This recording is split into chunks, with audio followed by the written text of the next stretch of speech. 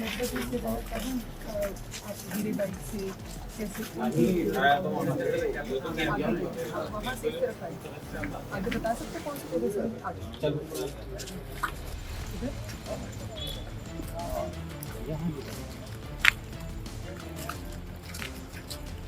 ਅੱਛਾ, ਘਰ ਦੇ ਵਿੱਚ ਕੋਈ ਬੱਚਾ ਤੋਹਫਾ ਮੰਗੇ ਆਪਣੇ ਜਨਮ ਦਿਨ ਦੇ ਮੌਕੇ ਤੇ ਤਾਂ ਪਰਿਵਾਰ ਦੇ ਵੱਲੋਂ ਅਕਸਰ ਇਨਕਾਰ ਕਰ ਦਿੱਤਾ ਜਾਂਦਾ ਹੈ ਕਿਉਂਕਿ ਤੋਹਫਾ ਮਹਿੰਗਾ ਹੁੰਦਾ ਤੇ ਪਰਿਵਾਰ ਦੇ ਹਾਲਾਤ ਇਹੋ ਜਿਹੇ ਨਹੀਂ ਹੁੰਦੇ ਕਿ ਉਹ ਆਪਣੇ ਬੱਚੇ ਨੂੰ ਮਹਿੰਗਾ ਤੋਹਫਾ ਖਰੀਦ ਕੇ ਦੇ ਸਕਣ।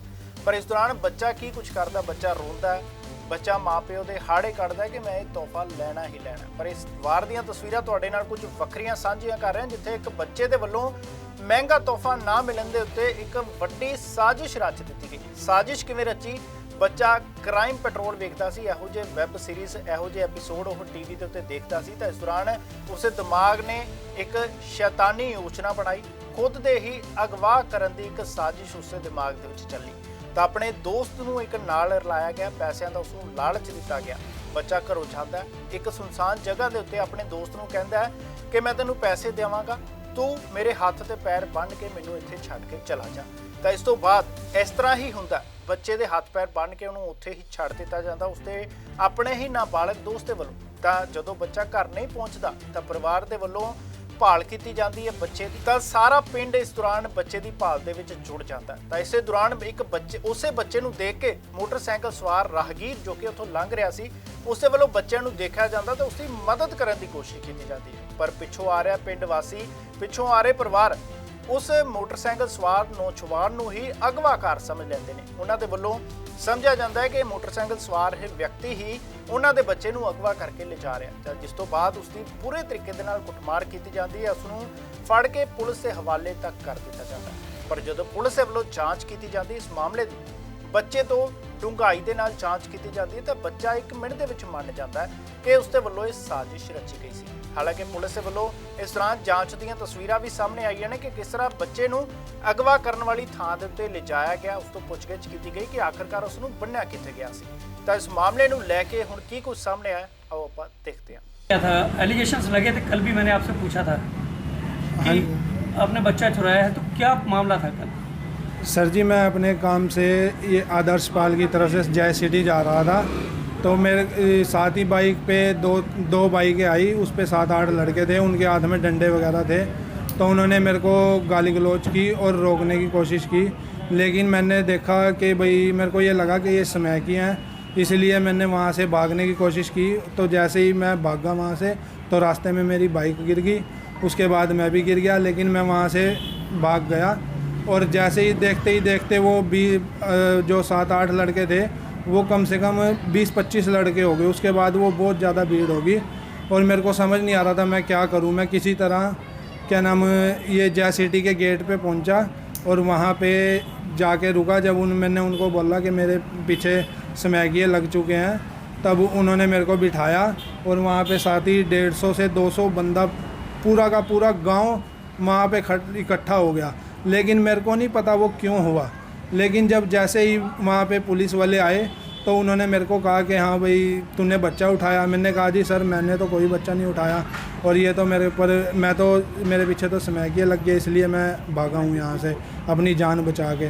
वो तो फिर क्या नाम सर वो उन्होंने पुलिस वालों ने मेरे को गाड़ी में बिठाया और वो पूरा का पूरा गाँव मेरे को मारने के लिए उतावला हो चुका था। और जबकि उनमें से 2-3 जनों ने तो मेरे कपड़े वगैरह भी फाड़ दिए थे और मेरी गाड़ी में से खींच के मेरे को 1-2 मुक्का थप्पड़ भी मारा। लेकिन पुलिस वालों ने मेरे को चारों तरफ से घेर लिया और मेरे को बचा लिया।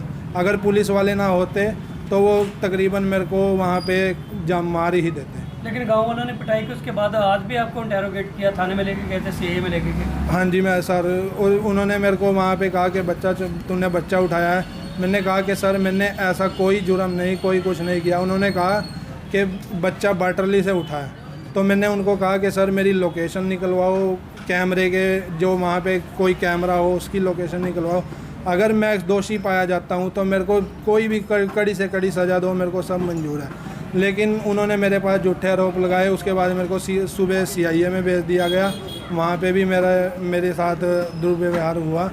और अब ये बताओ कि अब शाम को वो बच्चे उन्हें बयान बदल दिए। उसने कहा कि ये तो हमने अपनी मर्ज़ी से किया था, उसका कोई बर्थडे था, उसने अपने घर वालों से पियानो वगैरह मांगी, इसलिए उसने ये षड्यंत्र रचा। लेकिन सर ये बताओ, इस सारे षड्यंत्र में मैं तो बदनाम हो चुका ना। अब मेरे को यहाँ, अब मैं अपनी दुकान पे बैठा हूँ या घर पे जाता हूँ तो मेरे को सारा मल्ला पड़ोस सारे मेरे को शक की निगाह से देख रहे हैं, और कहीं तो बोल रहे हैं कि हाँ भाई बच्चा चोर। अब सर बताओ मैं कैसे करूँ? मैं मार्केट लाइन का बंदा हूँ, क्या नाम, मैं मार्केट करता हूँ, सेल्समैन का काम करता हूँ, करियाने की दुकानों से ऑर्डर लेता हूँ, बिस्किट की कंपनी में लगा हूँ।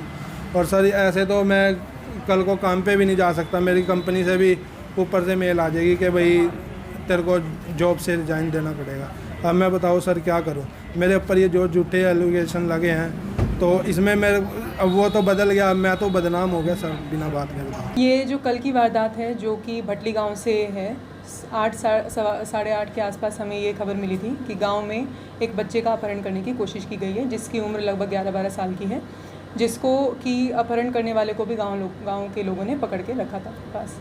ये खबर हमारी शुरुआती तस्दीक में, हमारे आईओ की तस्दीक में झूठी पाई गई है, जिसकी सत्यता दरअसल ये है कि जो लड़का है, जो नाबालिग बच्चा है जिसके द्वारा कंप्लेंट दी गई थी, वो उसका कल जन्मदिन था।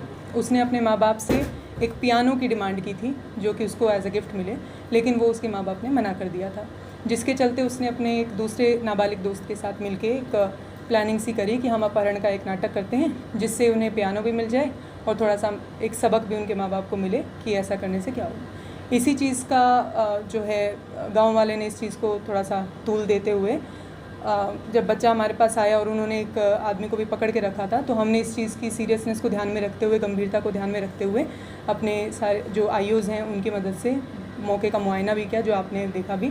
लेकिन बच्चे से थोड़ी सी सही तरीके से और सख्ती से पूछताछ करने के बाद आज सुबह ये मामला सामने आया, ये सच्चाई सामने आई कि ये सारी बात में कोई सच्चाई नहीं थी, जिसमें कि जो व्यक्ति था जो कि बुढ़िया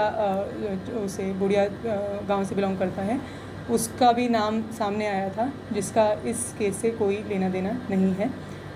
और दूसरी बात जो कि गांव वालों की तरफ से थे वो यही थी कि उन्होंने छोटी सी इस बात को बिना अपनी तरफ से भी तस्दीक किए सीधा बच्चे को और उस व्यक्ति को यहाँ पर थाने में लाने का, और दूसरा कि गुमराह करने की जो बात थी कि उन्होंने पुलिस को देर रात तक अपनी इस बात से गुमराह किया,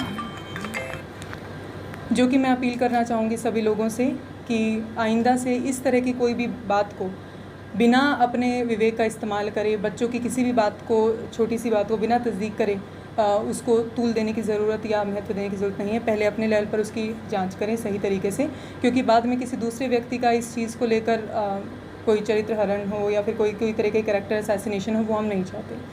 और दूसरी चीज़ कि अगर ऐसा कोई भी मामला दोबारा से सामने आता है तो इसके ऊपर सख्त से सख्त कार्रवाई की जाएगी।